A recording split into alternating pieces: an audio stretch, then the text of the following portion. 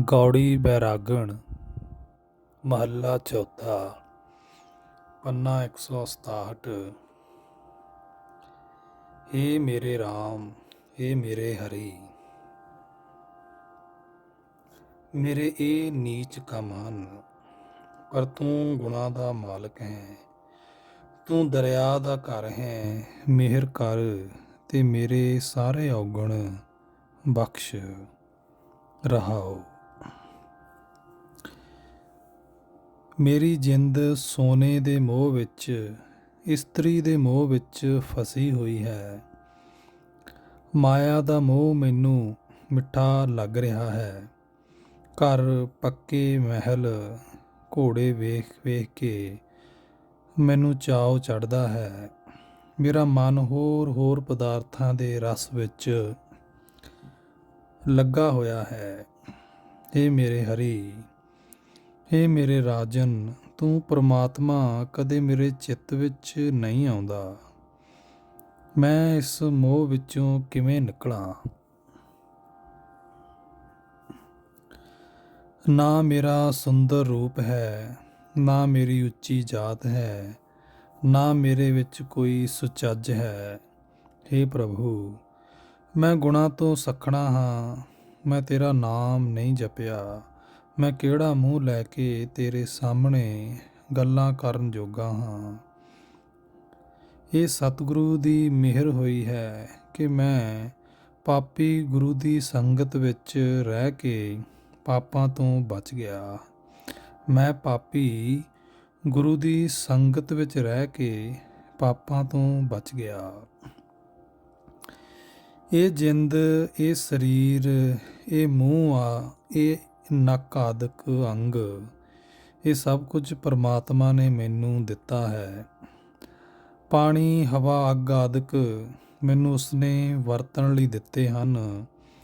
ਉਸਨੇ ਮੈਨੂੰ ਅੰਨ ਖਾਣ ਨੂੰ ਦਿੱਤਾ ਹੈ, ਕੱਪੜਾ ਪਹਿਨਣ ਨੂੰ ਦਿੱਤਾ ਹੈ, ਹੋਰ ਅਨੇਕਾਂ ਸੁਆਦਲੇ ਪਦਾਰਥ ਭੋਗਣ ਨੂੰ ਦਿੱਤੇ ਹਨ। ਪਰ ਜਿਸ ਪਰਮਾਤਮਾ ਨੇ ਇਹ ਸਾਰੇ ਪਦਾਰਥ ਦਿੱਤੇ ਹਨ, ਉਹ ਮੈਨੂੰ ਕਦੇ ਵੀ ਚੇਤੇ ਵੀ ਨਹੀਂ ਆਉਂਦਾ ਹੈ। ਮੈਂ ਮੂਰਖ ਪਸ਼ੂ ਆਪਣੇ ਆਪ ਨੂੰ ਵੱਡਾ ਕਰਕੇ ਜਾਣਦਾ ਹਾਂ। हे ਪ੍ਰਭੂ, ਸਾਡੇ ਜੀਵਾਂ ਦੇ ਵੀ ਕੀ ਵੱਸ ਹੈ। ਜਗਤ ਵਿੱਚ ਜੋ ਕੁਝ ਹੋ ਰਿਹਾ ਹੈ, ਸਭ ਤੇਰਾ ਕੀਤਾ ਹੋ ਰਿਹਾ ਹੈ। ਤੂੰ ਹਰੇਕ ਜੀਵ ਦੇ ਦਿਲ ਦੀ ਜਾਣਦਾ ਹੈ। ਅਸੀਂ ਨਿਮਾਣੇ ਜੀਵ ਤੇਥੋਂ ਆਕੀ ਹੋ ਕੇ ਕੀ ਕਰ ਸਕਦੇ ਹਾਂ। हे ਸੁਆਮੀ, ਇਹ ਸਾਰਾ ਤੇਰਾ ਹੀ ਖੇਲ ਹੋ ਰਿਹਾ ਹੈ। ਜਿਵੇਂ ਕੋਈ ਗੁਲਾਮ ਮੰਡੀ ਵਿੱਚੋਂ ਖਰੀਦਿਆ ਜਾਂਦਾ ਹੈ, ਤਿਵੇਂ ਇਹ ਤੇਰਾ ਦਾਸ ਨਾਨਕ ਤੇਰੀ ਸਾਧ ਸੰਗਤ ਹੱਟੀ ਵਿੱਚ ਤੇਰੇ ਸੋਹਣੇ ਨਾਮ ਤੋਂ ਵਿਕਿਆ ਹੋਇਆ ਹੈ, ਤੇਰੇ ਗੁਲਾਮਾਂ ਦਾ ਗੁਲਾਮ ਹੈ।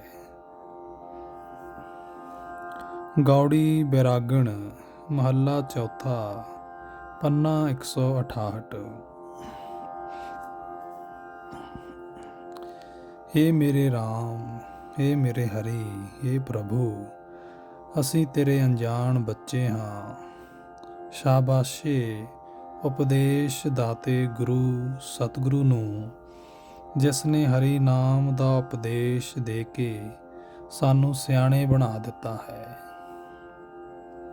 ਰਹਾਓ। ਜਿਵੇਂ ਮਾਂ ਪੁੱਤਰ ਨੂੰ ਜਨਮ ਦੇ ਕੇ ਉਸ ਨੂੰ ਆਪਣੀ ਨਜ਼ਰ ਹੇਠ ਰੱਖਦੀ ਹੈ ਤੇ ਪਾਲਦੀ ਹੈ, ਘਰ ਵਿੱਚ ਬਾਹਰ ਕੰਮ ਕਰਦੀ ਹੋਈ ਵੀ ਖਿੰਨ ਖਿੰਨ ਪਿਆਰ ਕਰਕੇ ਉਸ ਪੁੱਤਰ ਦੇ ਮੂੰਹ ਵਿੱਚ ਗਰਾਹੀ ਦਿੰਦੀ ਰਹਿੰਦੀ ਹੈ।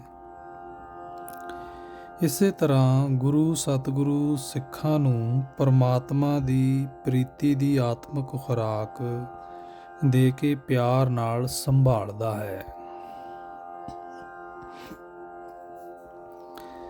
ਜਿਵੇਂ ਚਿੱਟੇ ਖੰਭਾਂ ਵਾਲੀ ਕੂੰਜ ਅਸਮਾਨ ਵਿੱਚ ਉੱਡਦੀ ਫਿਰਦੀ ਹੈ, ਪਰ ਉਹ ਪਿੱਛੇ ਰਹੇ ਹੋਏ ਆਪਣੇ ਨਿੱਕੇ ਨਿੱਕੇ ਬੱਚਿਆਂ ਵਿੱਚ ਆਪਣਾ ਚਿੱਤ ਰੱਖਦੀ ਹੈ, ਸਦਾ ਉਹਨਾਂ ਨੂੰ ਆਪਣੇ ਹਿਰਦੇ ਵਿੱਚ ਸਾਂਭਦੀ ਹੈ, ਸੰਭਾਲਦੀ ਹੈ।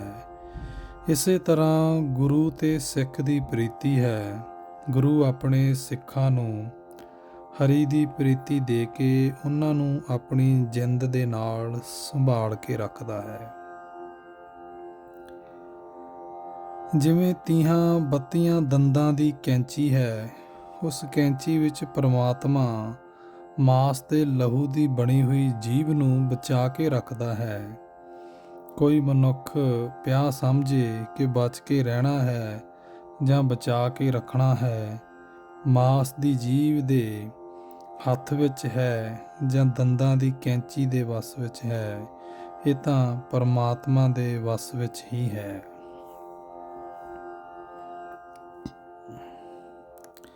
ਇਸੇ ਤਰ੍ਹਾਂ ਲੋਕ ਤਾਂ ਸੰਤ ਜਨਾਂ ਦੀ ਨਿੰਦਾ ਕਰਦੇ ਹਨ, ਪਰ ਪਰਮਾਤਮਾ ਆਪਣੇ ਸੇਵਕਾਂ ਦੀ ਲਾਜ ਹੀ ਰੱਖਦਾ ਹੈ। ਇਹ ਭਾਈ, ਮਤਾ ਕੋਈ ਸਮਝੋ ਕਿ ਕਿਸੇ ਮਨੁੱਖ ਦੇ ਕੁਝ ਵੱਸ ਹੈ। ਇਹ ਤਾਂ ਸਭ ਕੁਝ ਪਰਮਾਤਮਾ ਆਪ ਹੀ ਕਰਦਾ ਹੈ, ਆਪ ਹੀ ਕਰਾਉਂਦਾ ਹੈ।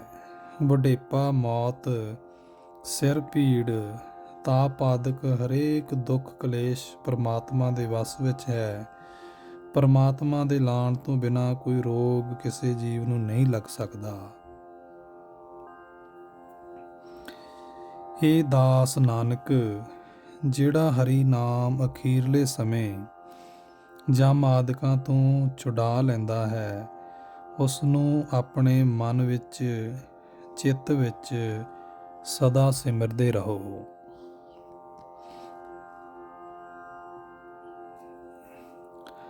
ਗੌੜੀ ਬੈਰਾਗਣ, ਮਹੱਲਾ ਚੌਥਾ, ਪੰਨਾ 168।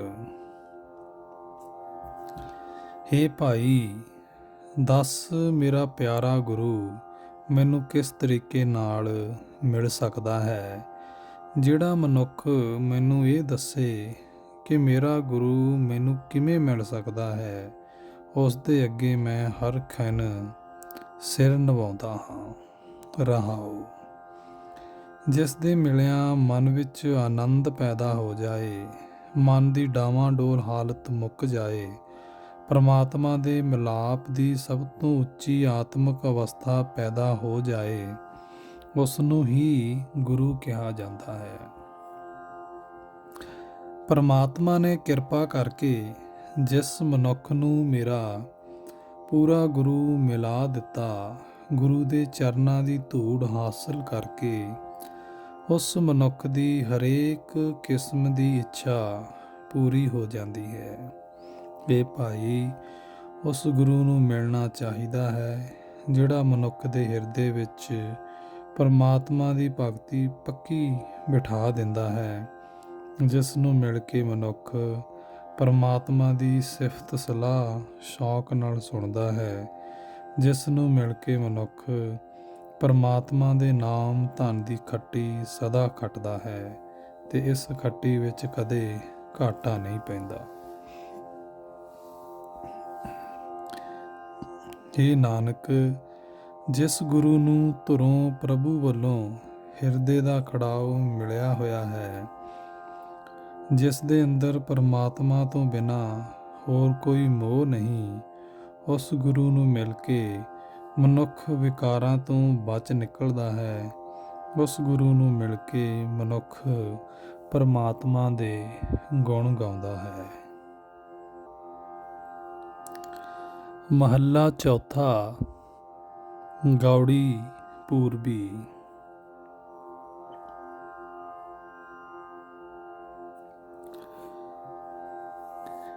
ਮੈਂ ਆਪਣੇ ਹਰੀ ਦੀ, ਪ੍ਰਭੂ ਦੀ ਦਾਸੀ ਬਣ ਗਈ ਹਾਂ।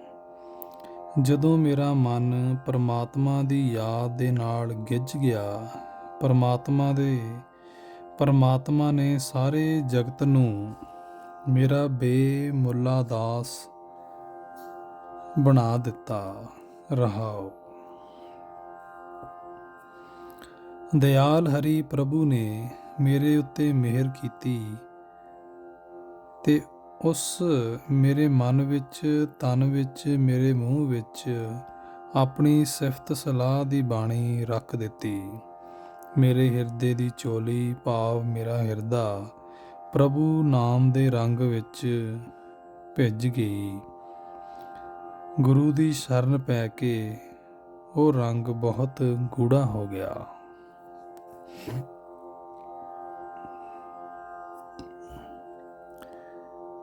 ਹੇ ਸੰਤ ਜਨ ਭਰਾਵੋ, ਤੁਸੀਂ ਆਪਣੇ ਹਿਰਦੇ ਵਿੱਚ ਖੋਜ ਭਾਲ ਕਰਕੇ ਵੇਖ ਕੇ ਵਿਚਾਰੋ। ਤੁਹਾਨੂੰ ਇਹ ਗੱਲ ਪ੍ਰਤੱਖ ਦਿਸ ਪਏਗੀ ਕਿ ਸਾਰਾ ਜਗਤ ਪਰਮਾਤਮਾ ਦਾ ਹੀ ਰੂਪ ਹੈ। ਸਾਰੀ ਸ੍ਰਿਸ਼ਟੀ ਵਿੱਚ ਪਰਮਾਤਮਾ ਦੀ ਹੀ ਜੋਤ ਵਸ ਰਹੀ ਹੈ। ਪਰਮਾਤਮਾ ਹਰੇਕ ਜੀਵ ਦੇ ਨੇੜੇ ਵਸਦਾ ਹੈ, ਕੋਲ ਵਸਦਾ ਹੈ। ਉਹ ਪਰਮਾਤਮਾ ਜੋ ਪਰੇ ਤੋਂ ਪਰੇ ਹੈ, ਜੋ ਸਰਵ ਵਿਆਪਕ ਹੈ, ਜਿਸ ਦੇ ਗੁਣ ਸਮੂਹ ਦਾ ਅੰਦਾਜ਼ਾ ਨਹੀਂ ਲਾਇਆ ਜਾ ਸਕਦਾ, ਸਾਰੇ ਜਗਤ ਦੇ ਨੇੜੇ ਵਸ ਰਿਹਾ ਹੈ। ਉਸ ਪਰਮਾਤਮਾ ਨੂੰ ਪੂਰੇ ਗੁਰੂ ਨੇ ਮੇਰੇ ਅੰਦਰ ਪ੍ਰਗਟ ਕੀਤਾ ਹੈ। ਇਸ ਵਾਸਤੇ ਮੈਂ ਆਪਣਾ ਸਿਰ ਗੁਰੂ ਪਾਸ ਮੁੱਲ ਵੇਚ ਦਿੱਤਾ ਹੈ, ਭਾਵ ਆਪਣਾ ਕੋਈ ਹੱਕ ਦਾਵਾ ਨਹੀਂ ਰੱਖਿਆ। ਜਿਵੇਂ ਮੁੱਲ ਲੈ ਕੇ ਵੇਚੀ ਹੋਈ ਚੀਜ਼ ਉੱਤੇ ਹੱਕ ਨਹੀਂ ਰਹਿ ਜਾਂਦਾ। ਹੇ ਹਰੀ, ਸਾਰੇ ਜਗਤ ਵਿੱਚ ਜੀਵਾਂ ਦੇ ਅੰਦਰ ਬਾਹਰ ਤੂੰ ਹੀ ਵਸ ਰਿਹਾ ਹੈ। ਮੈਂ ਤੇਰੀ ਸ਼ਰਨ ਆਇਆ ਹਾਂ। ਮੇਰੇ ਵਾਸਤੇ ਤੂੰ ਹੀ ਸਭ ਤੋਂ ਵੱਡਾ ਮਾਲਕ ਹੈ। ਦਾਸ ਨਾਨਕ ਗੁਰੂ ਵਿਚੋਲੇ ਨੂੰ ਮਿਲ ਕੇ ਹਰ ਰੋਜ਼ ਹਰੀ ਦੇ ਗੁਣ ਗਾਉਂਦਾ ਹੈ। ਗੌੜੀ ਪੂਰਬੀ ਮਹੱਲਾ ਚੌਥਾ।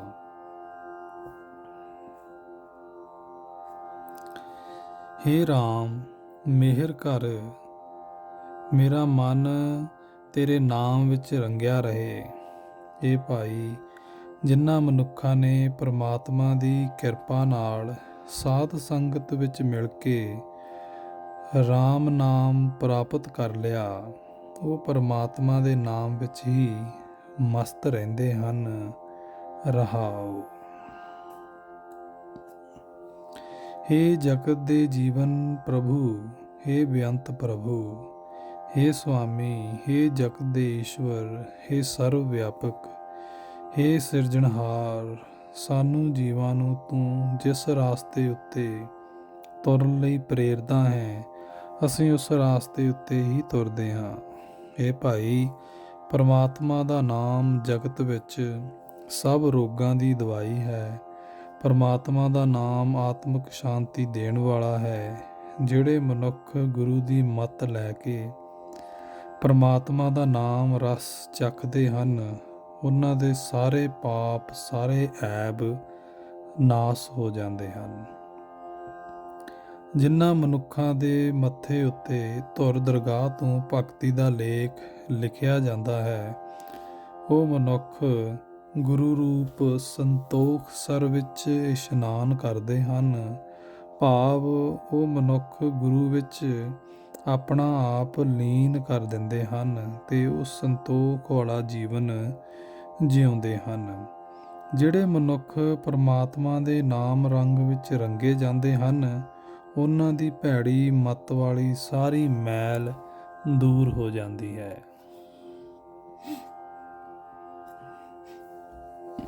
ਹੇ ਰਾਮ, ਹੇ ਠਾਕੁਰ, ਤੂੰ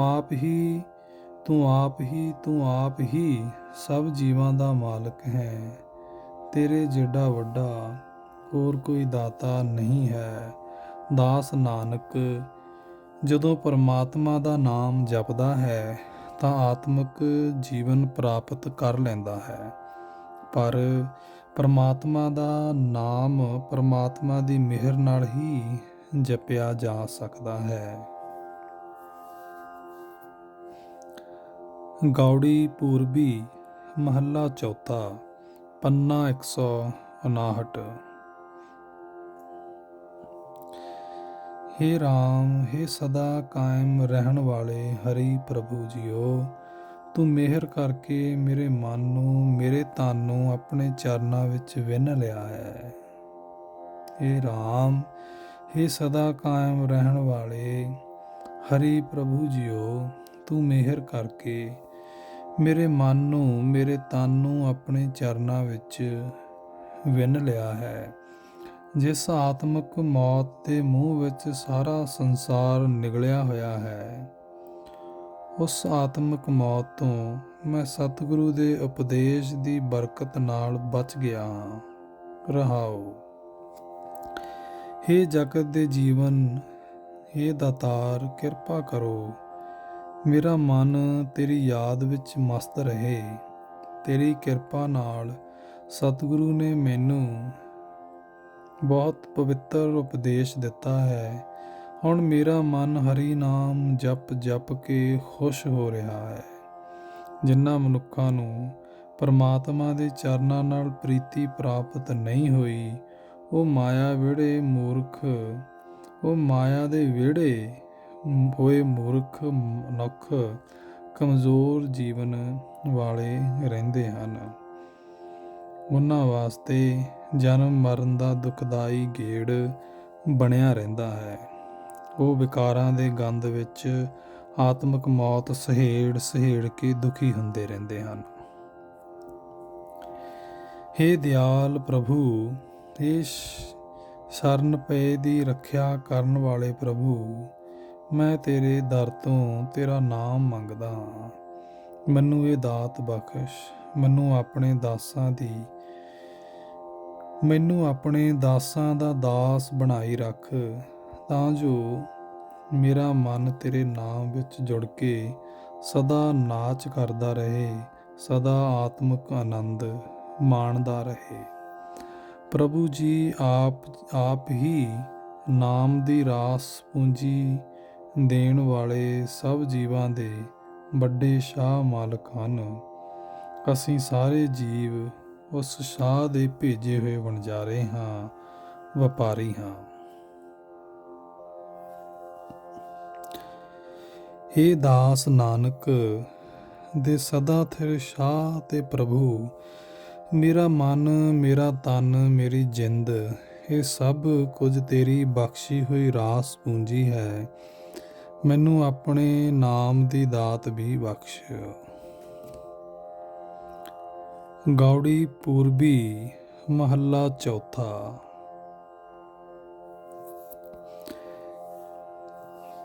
हे ਭਾਈ, ਮੈਂ ਸਤਿਗੁਰੂ ਨੂੰ ਆਤਮਿਕ ਜੀਵਨ ਵਿੱਚ ਰਾਮ ਪਾਰ ਬ੍ਰਹਮ ਦੇ ਬਰਾਬਰ ਦਾ ਮੰਨਿਆ ਹੈ। ਮੈਂ ਮੂਰਖ ਸਾਂ, ਮਹਾਮੂਰਖ ਸਾਂ, ਮੈਲੀ ਮੱਤ ਵਾਲਾ ਸਾਂ। ਸਤਿਗੁਰੂ ਦੇ ਉਪਦੇਸ਼ ਦੀ ਬਰਕਤ ਨਾਲ ਮੈਂ ਪਰਮਾਤਮਾ ਨਾਲ ਜਾਣ ਪਛਾਣ ਪਾ ਲਈ ਹੈ। ਰਹਾਉ। ਇਹ ਜੀਵਾਂ ਦੇ ਸਾਰੇ ਦੁੱਖ ਨਾਸ ਕਰਨ ਵਾਲੇ ਸੁਆਮੀ, ਤੂੰ ਦਇਆ ਦਾ ਘਰ ਹੈ। ਮੇਰੀ ਇੱਕ ਰਜ਼ੋਈ ਧਿਆਨ ਨਾਲ ਸੁਣ। ਮੈਨੂੰ ਉਹ ਸਤਿਗੁਰੂ ਮਿਲਾ ਦੇ ਜੋ ਮੇਰਾ ਜਿੰਦ ਦਾ ਸਹਾਰਾ ਹੈ, ਜਿਸ ਦੀ ਕਿਰਪਾ ਤੋਂ ਤੇਰੇ ਨਾਲ ਡੂੰਘੀ ਸਾਂਝ ਪੈਂਦੀ ਹੈ। ਜਗਤ ਦੇ ਜਿਤਨੇ ਵੀ ਹੋਰ ਕਿਸਮ ਦੇ ਰਸ ਹਨ, ਮੈਂ ਵੇਖ ਲਏ ਹਨ। ਉਹ ਸਾਰੇ ਹੀ ਫਿੱਕੇ ਹਨ।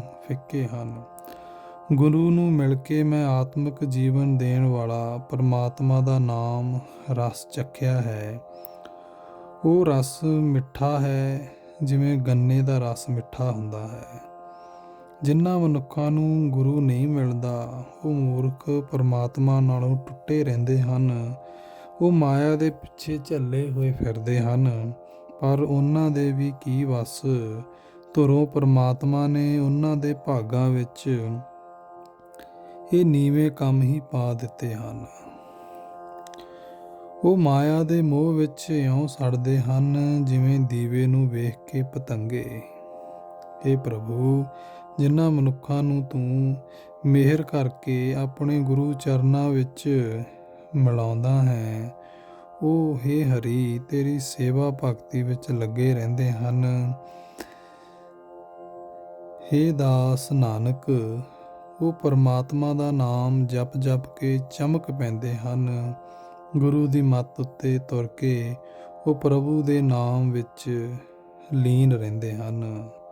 ਗੌੜੀ ਪੂਰਬੀ ਮਹੱਲਾ ਚੌਥਾ ਪੰਨਾ 170।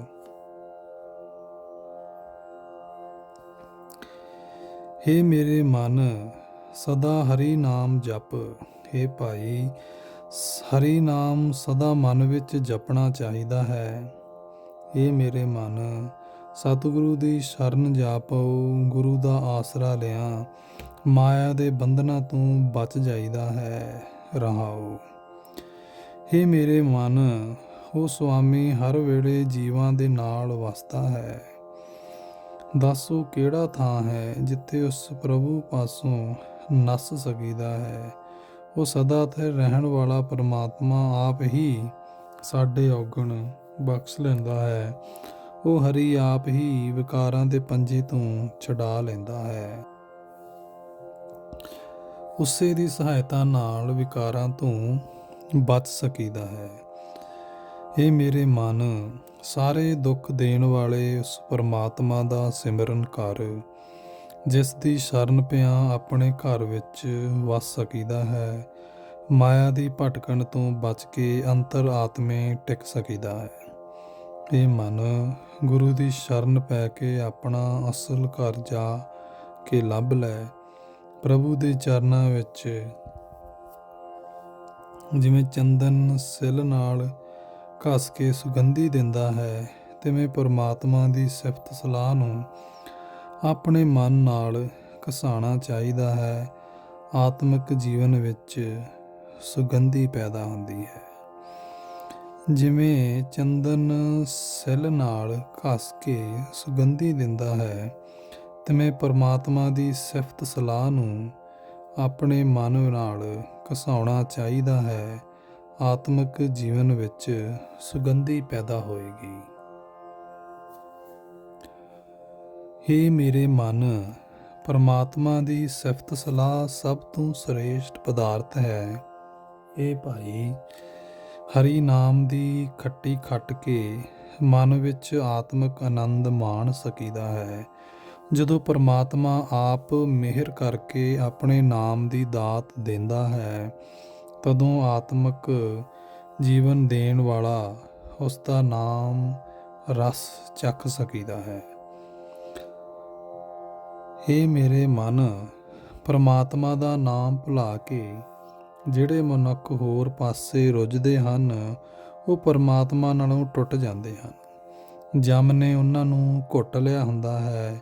ਆਤਮਿਕ ਮੌਤ ਉਹਨਾਂ ਨੂੰ ਥੋੜ ਵਿਤਾ ਬਣਾ ਦਿੰਦੀ ਹੈ। ਜਿਨ੍ਹਾਂ ਮਨੁੱਖਾਂ ਨੇ ਪਰਮਾਤਮਾ ਦਾ ਨਾਮ ਵਿਸਾਰ ਦਿੱਤਾ, ਉਹ ਮਾਇਆ ਦੇ ਮੋਹ ਵਿੱਚ ਜਕੜੇ ਗਏ। ਉਹ ਰੱਬ ਦੇ ਚੋਰ ਬਣ ਗਏ। ਇਹ ਮੇਰੇ ਮਨ, ਉਹਨਾਂ ਦੇ ਨੇੜੇ ਟੁਕਣਾ ਨਹੀਂ ਚਾਹੀਦਾ। ਹੇ ਮੇਰੇ ਮਨ, ਉਸ ਪਰਮਾਤਮਾ ਦੀ ਸੇਵਾ ਭਗਤੀ ਕਰ ਜੋ ਅਦ੍ਰਿਸ਼ਟ ਹੈ, ਜੋ ਮਾਇਆ ਦੇ ਪ੍ਰਭਾਵ ਤੋਂ ਪਰੇ ਹੈ। ਉਸ ਦੀ ਸੇਵਾ ਭਗਤੀ ਕੀਤਿਆਂ ਕੀਤੇ ਕਰਮਾਂ ਦਾ ਲੇਖਾ ਮੁੱਕ ਜਾਂਦਾ ਹੈ। ਮਾਇਆ ਵੱਲ ਪ੍ਰੇਰਨ ਵਾਲੇ ਸੰਸਕਾਰ ਮਨੁੱਖ ਦੇ ਅੰਦਰੋਂ ਮੁੱਕ ਜਾਂਦੇ ਹਨ।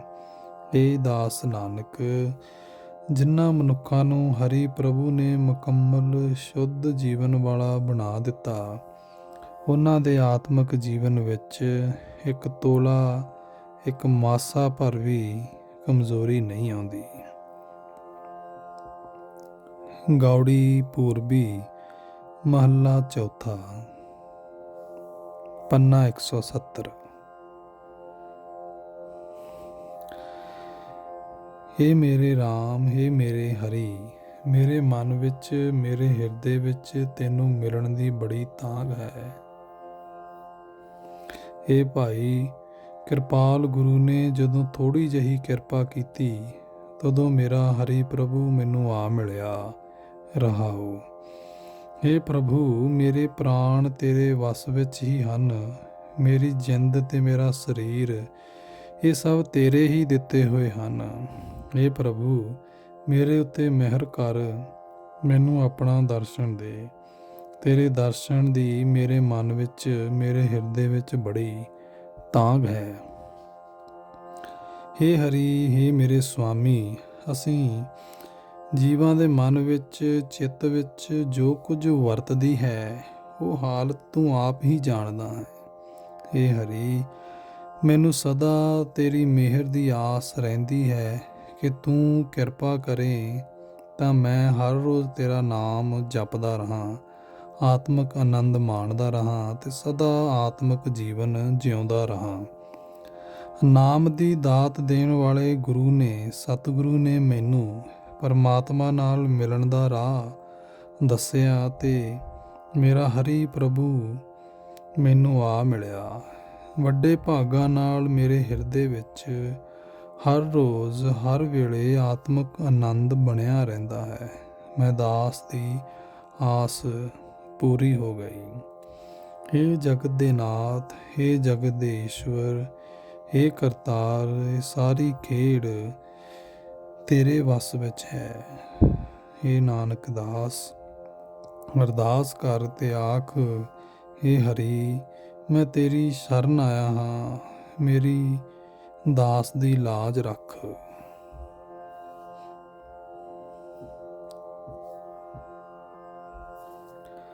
ਗੌੜੀ ਪੂਰਬੀ, ਮਹੱਲਾ ਚੌਥਾ। ਪੰਨਾ 171।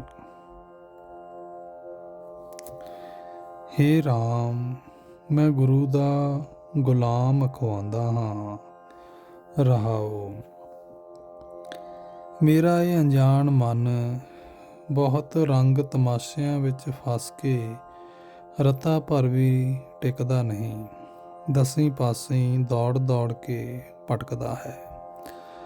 ਪਰ ਹੁਣ ਵੱਡੇ ਭਾਗਾਂ ਨਾਲ ਮੈਨੂੰ ਪੂਰਾ ਗੁਰੂ ਮਿਲ ਪਿਆ ਹੈ।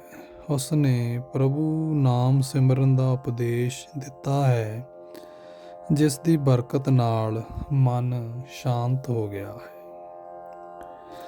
ਪੂਰੇ ਗੁਰੂ ਨੇ ਮੇਰੇ ਉੱਤੇ ਬਹੁਤ ਪਰਉਪਕਾਰ ਕੀਤਾ ਹੈ, ਭਲਾਈ ਕੀਤੀ ਹੈ।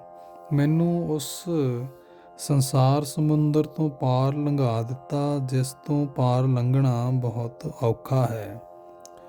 ਗੁਰੂ ਦੇ ਉਪਕਾਰ ਦਾ ਇਹ ਬਹੁਤ ਕਰਜ਼ਾ ਮੇਰੇ ਸਿਰ ਉੱਤੇ ਇਕੱਠਾ ਹੋ ਗਿਆ ਹੈ। ਇਹ ਕਰਜ਼ਾ ਉਤਰ ਨਹੀਂ ਸਕਦਾ। ਇਸ ਦੇ ਇਵਜ਼ ਮੈਂ ਗੁਰੂ ਦਾ ਗੁਲਾਮ ਬਣ ਗਿਆ ਤੇ ਮੇਰੇ ਮੱਥੇ ਉੱਤੇ ਗੁਲਾਮੀ ਦਾ ਨਿਸ਼ਾਨ ਦਾਗਿਆ ਗਿਆ ਹੈ।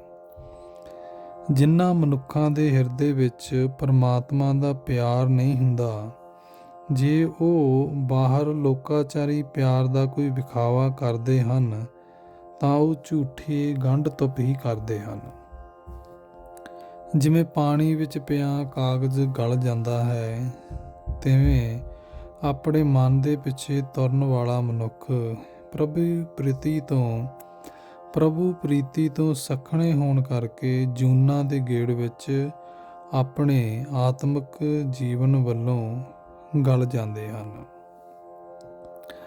ਪਰ ਸਾਡੀ ਜੀਵਾਂ ਦੀ ਕੋਈ ਚਤੁਰਾਈ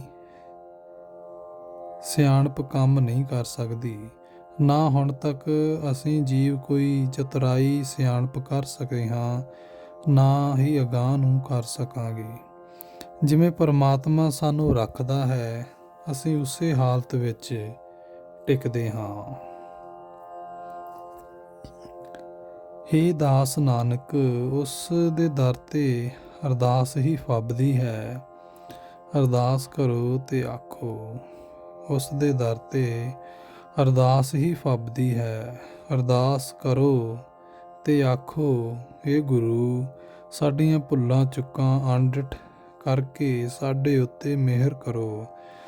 ਅਸੀਂ ਤੁਹਾਡੇ ਦਰ ਦੇ ਕੂਕਰ ਰਖਵਾਉਂਦੇ ਹਾਂ। ਗੌੜੀ ਪੂਰਬੀ, ਮਹੱਲਾ ਚੌਥਾ। ਹੇ ਭਾਈ, ਗੁਰੂ ਅੱਗੇ ਹੱਥ ਜੋੜ ਕੇ ਨਮਸਕਾਰ ਕਰ।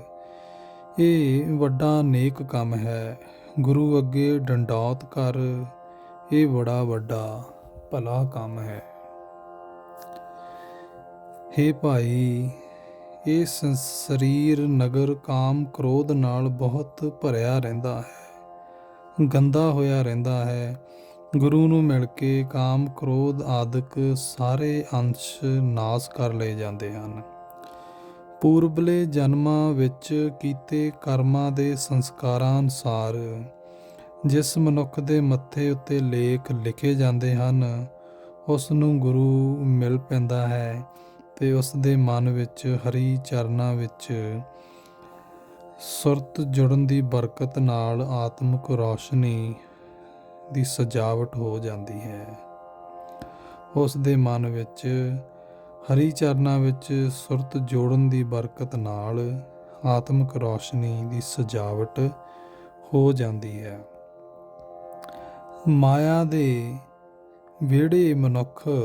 ਮਾਇਆ ਵਿਹੜੇ ਮਨੁੱਖ ਪਰਮਾਤਮਾ ਦੇ ਨਾਮ ਦੇ ਰਸ ਦਾ ਸਵਾਦ ਨਹੀਂ ਮਾਣਦੇ।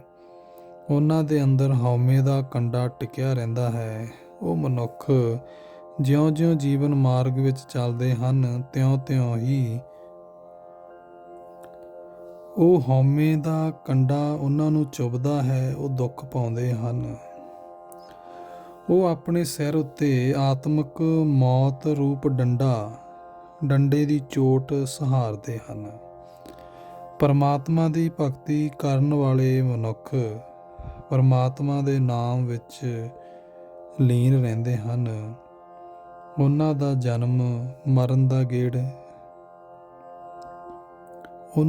ਜਨਮ ਮਰਨ ਦੇ ਗੇੜ ਦਾ ਦੁੱਖ, ਸੰਸਾਰ ਸਮੁੰਦਰ ਦੇ ਵਿਕਾਰਾਂ ਦਾ ਦੁੱਖ ਨਾਸ ਹੋ ਜਾਂਦਾ ਹੈ। ਉਹਨਾਂ ਨੂੰ ਨਾਸ ਰਹਿਤ ਸਰਵ ਵਿਆਪਕ ਪਰਮੇਸ਼ਵਰ ਮਿਲ ਜਾਂਦਾ ਹੈ ਤੇ ਬ੍ਰਹਿਮੰਡ ਦੇ ਸਾਰੇ ਖੰਡਾਂ ਵਿੱਚ ਉਹਨਾਂ ਦੀ ਸੋਭਾ ਹੁੰਦੀ ਹੈ। ਹੇ ਪ੍ਰਭੂ, ਹੇ ਹਰੀ, ਅਸੀਂ ਜੀਵ ਗਰੀਬ ਹਾਂ, ਆਜਿਜ਼ ਹਾਂ, ਤੇਰੇ ਹਾਂ। ਤੂੰ ਸਾਡਾ ਸਭ ਤੋਂ ਵੱਡਾ ਆਸਰਾ ਹੈ। ਸਾਡੀ ਰੱਖਿਆ ਕਰ, ਹੇ ਦਾਸ ਨਾਨਕ। ਜਿਸ ਮਨੁੱਖ ਨੇ ਪਰਮਾਤਮਾ ਦੇ ਨਾਮ ਨੂੰ ਜ਼ਿੰਦਗੀ ਦਾ ਆਸਰਾ ਬਣਾਇਆ ਹੈ, ਉਹ ਪਰਮਾਤਮਾ ਦੇ ਨਾਮ ਵਿੱਚ ਸਦਾ ਹੀ ਆਤਮਿਕ ਆਨੰਦ ਮਾਣਦਾ ਹੈ।